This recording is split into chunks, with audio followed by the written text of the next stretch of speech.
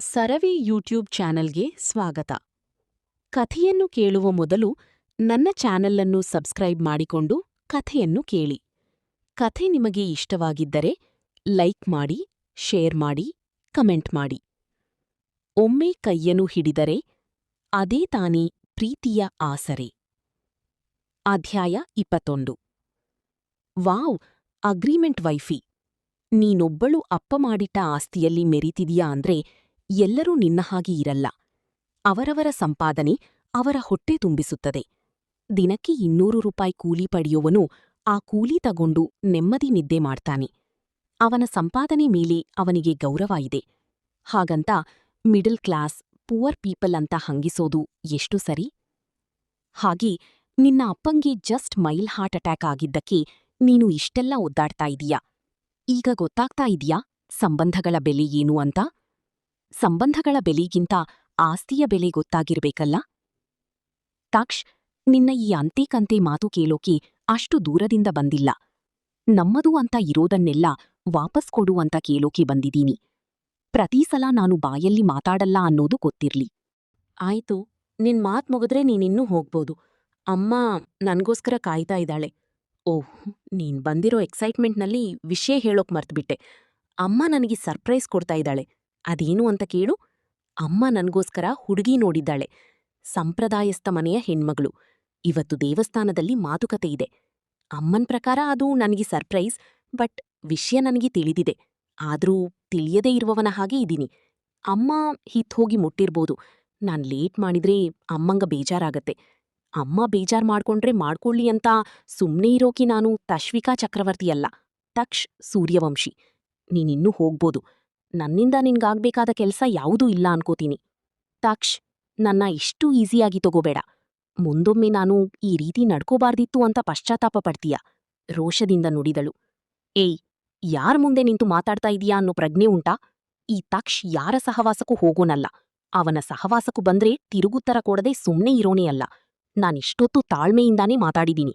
ಜಾಸ್ತಿ ನನ್ನ ಕೆಣಕಿದ್ರೆ ನಿನ್ ನಾಲ್ಗೆ ಸೀಳಿ ಬಿಡ್ತೀನಿ.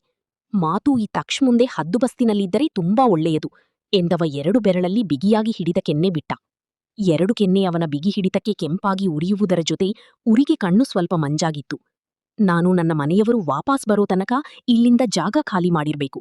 ನಿನ್ನಂತ ದುರಂಕಾರಿಗಳು ಇರುವ ಮನೆಯಲ್ಲ ಇದು. ಮೊದಲು ತೊಲಗು ಇಲ್ಲಿಂದ. ಮತ್ತೊಮ್ಮೆ ನನ್ನ ಕಣ್ಣಿಗೆ ಬಿದ್ರೆ ಇಷ್ಟು ಕಂಟ್ರೋಲ್ನಲ್ಲಿದ್ದ ನನ್ನ ಕೋಪ ನೋಡ್ಬೇಕಾಗತ್ತೆ. Mind it. ತೂರು ಬೆರಳು ತೋರಿಸಿ ಎಚ್ಚರಿಸಿ ಕೋಟ್ ಕುಡುಗಿಕೊಂಡು ದೇವಸ್ಥಾನಕ್ಕೆ ಹೊರಟ. ಇಷ್ಟು ದಿನ ತಾನೇ ಮೇಲು ಎಂದು ಮೆರೆಯುತ್ತಿದ್ದವಳಿಗೆ ಸರಿಯಾಗಿ ಉತ್ತರ ಕೊಟ್ಟಿದ್ದ ತಕ್ಷ್. ಇದಕ್ಕೆಲ್ಲ ಲೆಕ್ಕಾಚುಕ್ತ ಮಾಡದೇ ಬಿಡೋಳೇ ಅಲ್ಲ ಈ ತಶ್. ಅದೀಗೆ ನೀನು ಇನ್ನೊಂದು ಮದುವೆ ಆಗ್ತೀಯಾ ಅಂತ ನಾನು ನೋಡ್ತೀನಿ. ಒಮ್ಮೆ ನಿನ್ನ ಮನೆಯ ಅಡ್ರೆಸ್ ಸಿಕ್ತಲ್ಲ, ಅಷ್ಟು ಸಾಕು. ಮಿಕ್ಕಿದ ಕೆಲಸವನ್ನು ಎಷ್ಟು ಈಸಿಯಾಗಿ ಪೂರ್ತಿ ಮಾಡ್ತೀನಿ ಅಂತ ನೋಡು. ಇವತ್ತು ನಾನು ನನ್ನ ಡ್ಯಾಡ್ ಮಾಮ್ ಹೀಗೆ ಎಲ್ಲ ನಿನ್ನಿಂದ ಕಳ್ಕೊಂಡಿದ್ದೀವಿ ಅಲ್ವಾ? ಹಾಗೆ ನೀನು ಎಲ್ಲ ಕಳ್ಕೋಬೇಕು. ಮೊದಲಾಗಿ ಗೌರವ, ಈ ಸ್ಟೇಟಸ್ ಕಳ್ಕೋಬೇಕು ನೀನು ಎಂದವಳು ಅಲ್ಲಿಂದ ಹೊರಟು ಹೋದಳು. ತಕ್ಷ್ ಮೆಟ್ಟಿಲು ಹತ್ತುತ್ತಿದ್ದಂತೆ ಎದುರಾದ ಹಿತ್. ಯಾಕ್ಬ್ರೋ ಇಷ್ಟು ಲೇಟ್? ಅಮ್ಮ ಆಗ್ಲಿಂದ ತಕ್ಷಕ್ಕೆ ಕಾಲ್ ಮಾಡು ಅಂತ ಒಂದೇ ಸಮ ಹೇಳ್ತಾ ಇದ್ರು. ಬಾ ಬೇಗ ಎಂದ ಹಿತ್ ಅವಸರಿಸಿದ. ಕಾಮ್ ಹಿತ್, ಇಷ್ಟು ಅವಸರ ಒಳ್ಳೆಯದಲ್ಲ ಕಣೋ. ಅಮ್ಮನಿಗೆ ಅವಸರ ಇದ್ದಿದ್ದೆ. ನಾವಾರಾಮಾಗಿ ಹೋಗೋಣ ಎಂದವ ನಡಿಗೆಯ ವೇಗ ತಗ್ಗಿಸಿದ. ಬ್ರೋ, ಬಾ ನೀನು ಬೇಗ ಎಂದ ಹಿತ್ ಕೈ ಹಿಡಿದು ಎಳೆದುಕೊಂಡು ಹೋದ. ಅವನು ಊಹಿಸಿದ ರೀತಿಯಲ್ಲಿ 2 ಕುಟುಂಬ ಈಗಾಗಲೇ ಮಾತುಕತೆಯಲ್ಲಿ ಮುಳುಗಿದೆ. ತಕ್ಷ್ ಕಾಣುತ್ತಿದ್ದಂತೆ ಎದ್ದು ಬಂದ ಕಲ್ಯಾಣಿ.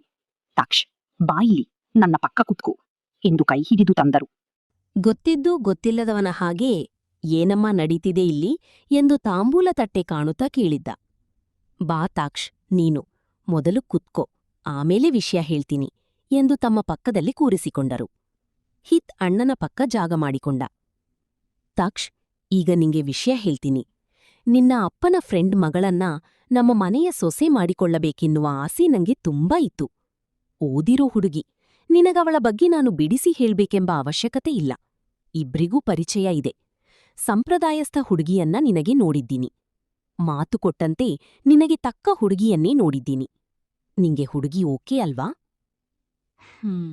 ಅಮ್ಮ, ನೀನು ನೋಡಿರೋ ಹುಡುಗಿ ಅಂದ್ರೆ ಮುಚ್ಚಿ ಒಪ್ಕೋತೀನಿ. ನನ್ನದೇನೂ ಅಭ್ಯಂತರ ಇಲ್ಲ ಅಮ್ಮ.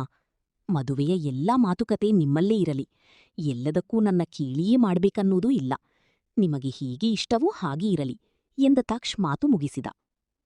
ನೋಡಿ, ನಾನ್ ಹೇಳಿಲ್ವಾ, ನನ್ನ ಮಗ ನನ್ನ ಯಾವ ಮಾತನ್ನೂ ಇದುವರೆಗೂ ತೆಗೆದು ಹಾಕಿದ್ದೇ ಇಲ್ಲ.